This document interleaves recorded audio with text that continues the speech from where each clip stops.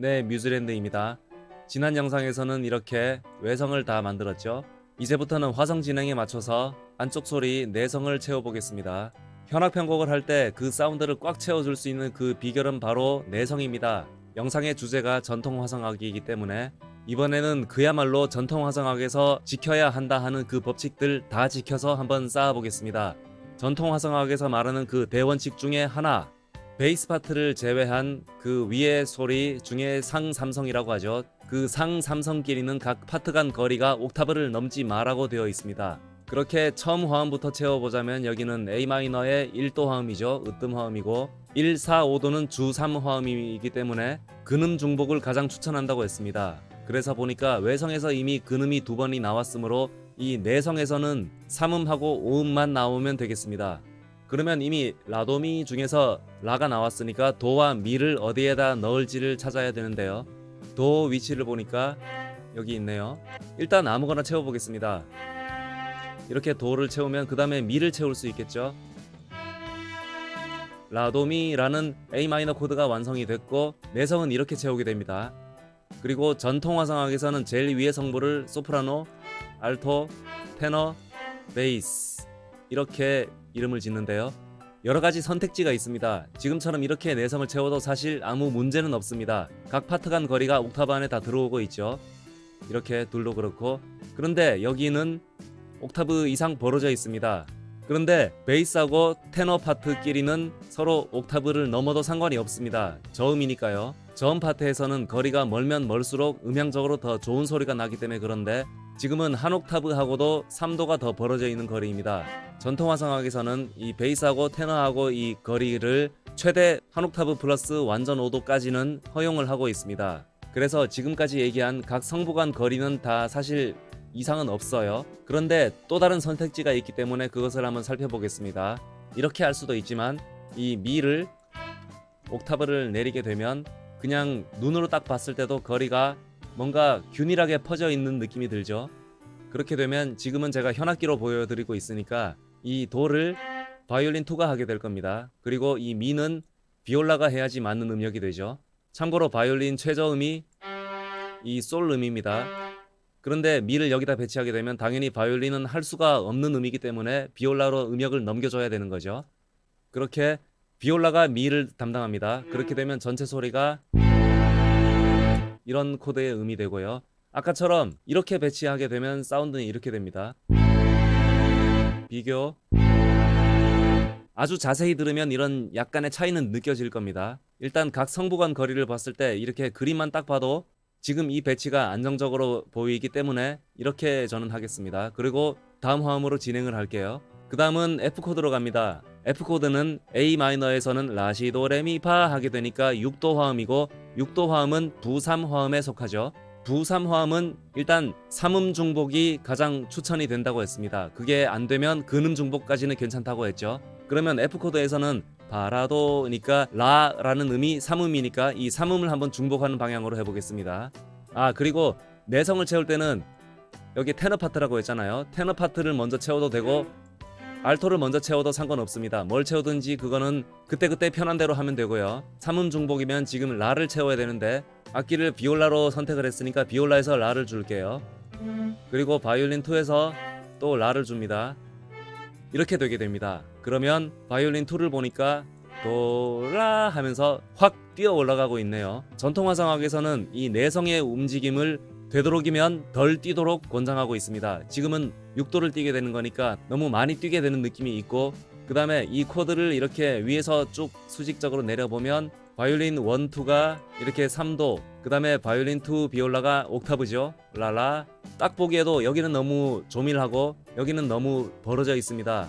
그래서 부3 화음이지만 3음을 중복하는 건 그리 좋은 방법이 아닌 것 같아 보이니까 근음 중복으로 방법을 바꿀게요. 그리고 지금은 이 3음을 여기 음역에서 중복을 했는데 이렇게 할 수도 있겠죠. 똑같은 라니까. 근데 그렇게 되면 소프라노하고 알토, 즉 바이올린 1, 2가 옥타브 이상 벌어져 버렸습니다. 이 자체로 전통 화성악에서는 금지되는 사항이니까 이렇게 할 수가 없고요.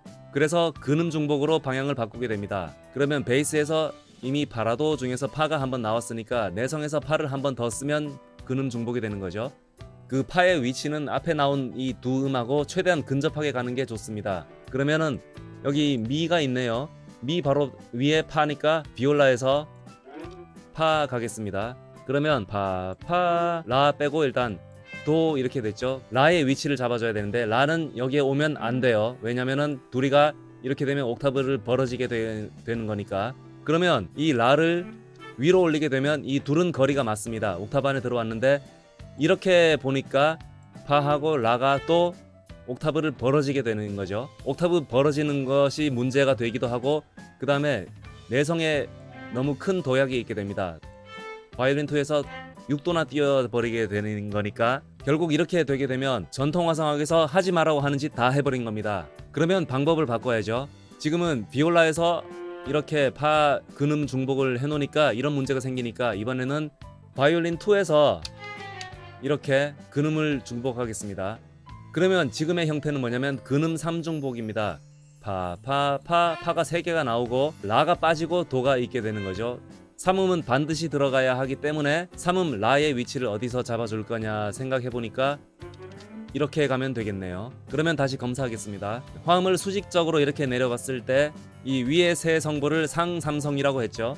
상삼성 각 파트 간 거리가 옥타브 안에 다 들어옵니다. 그러니까 맞게 쌓았다는 얘기고, 그 다음에 테너 베이스 파트에 해당하는 이 비올라 첼로는 옥타브 벌어져도 상관이 없다고 했죠. 정확히 말하면 한 옥타브 플러스 3도 이렇게 거리가 벌어져 있기 때문에 괜찮습니다. 그러니까 수직적으로 이렇게 내려봤을 때는 성부 배치가 문제가 없다는 얘기가 되고, 그 다음에 수평적인 흐름, 여기서 이렇게 갈 때 또 여기서 이렇게 갈 때 두 파트 다 4도씩 도약을 하고 있죠. 4도 도약까지는 사실 괜찮습니다. 내성에서 4도 도약까지는 허용을 하고요. 왜 허용이 될 수밖에 없느냐면 화음끼리 진행을 할 때 있어서 그 금지되는 사항이 있잖아요. 그 각 파트 간 거리를 지켜라 등등 그런 것들을 다 지키다 보면 필연적으로 이렇게 4도 도약을 할 수밖에 없기 때문에 허용이 됩니다. 그러면 이렇게 채워진 내성을 바탕으로 또 다음 화음을 연결하겠습니다. 그 다음은 D 마이너 코드예요. A 마이너 키에서는 라시도레 되니까 4도 화음, 주3 화음에 하나. 주3 화음은 근음 중복이 기본이라고 했습니다. 그래서 보니까 D 마이너 여기 외성에서 이미 레 근음을 중복해버렸네요.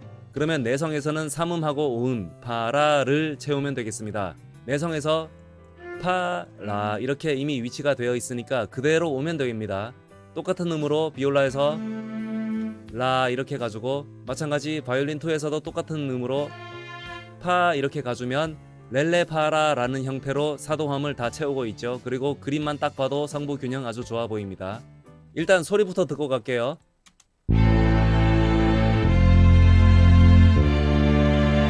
네, 정말 클래식스러운 소리가 나고 있네요. 그 다음 코드 갑니다. 여기는 B 마이너 플래티드 5th 마이너 키이기 때문에 2도 화음은 필연적으로 디미니시 코드로 나오게 됩니다. 물론 성부 진행에 따라서 때로는 그냥 마이너 코드로 나올 수도 있습니다. 이거는 마이너 스케일 그 기본부터 다시 설명을 해야 되는 거라서 일단은 넘어갈게요. 내성을 채우려고 보니까 여기 코드 구성음이 시레파 이렇게 되죠. 항상 그 앞에 화음을 먼저 체크해야 됩니다. 보면 시레파 중에 파가 여기 바이올린 2 위치에서 나오고 있죠. 지금 이 코드에서도 똑같이 공통음으로 파가 머물러 주면 되겠습니다. 그러면 여기는 2도 화음이 있기 때문에 3음 중복이 가능하죠. 3음은 시레파 중에 레입니다. 레 음을 중복해 보겠습니다. 지금 외성에서 이렇게 레가 나왔으니까 이번에는 비올라에서 레 줄게요. 그러면 3음 중복한 형태가 됐고, 수직적인 구조를 이렇게 내려봤을 때 각 파트 간 거리 옥타브 안에 들어왔고 옥타브 안에 들어왔고, 여기는 옥타브보다 벌어졌지만 한 옥타브 플러스 3도이기 때문에 괜찮은 거리입니다. 그렇게 수직적인 구조를 봤으면 그 다음에 수평적인 흐름을 보라고 했죠. 얘만 혼자 라레 하면서 4도를 띄고 있죠. 물론 이게 사운드적으로 문제가 되진 않습니다. 근데 전통 화성학에서는 웬만하면 내성은 순차적으로 진행하는 거를 가장 좋다고 보고 있거든요. 그러니까 스케일대로 쭉 올라가거나 아니면 같은 음에서 머물거나 그거를 가장 좋다고 여기기 때문에 이렇게 4도씩 뛰지 않고 좀 더 부드럽게 갈 수 있는 방법을 찾아보겠습니다. 그러면 이렇게 도약을 하게 된 이유가 여기 2도 코드에서 3음을 중복을 했기 때문에 그런 건데요. 그러면 3음을 중복하지 말고 근음 중복 한번 해보겠습니다. 그러면 시레파 중에 시를 이렇게 쓰면 이 둘에서 근음이 중복이 됐죠. 그리고 시레파 해서 모든 화음을 다 채우게 됩니다. 그러면 이렇게 수직적인 구조를 딱 봤을 때 벌써 안정감이 있어 보이죠. 그 다음에 수평적인 흐름을 이렇게 보자면 여기서 라시 가니까 순차적으로 진행을 잘 했습니다. 아까 이렇게 4도를 뛰는 것보다 이렇게 하게 되면 훨씬 더 부드럽게 움직이는 게 보이죠. 그 다음 화음 5도 화음입니다. 지금 이 마이너 스케일의 2도 화음에서 5도 화음으로 가는 거기 때문에 마이너 스케일은 총 3가지 종류가 있다라는 얘기를 먼저 하고 넘어가야 됩니다. 그래서 이런 얘기를 다 해야 되기 때문에 다음 영상으로 넘길게요.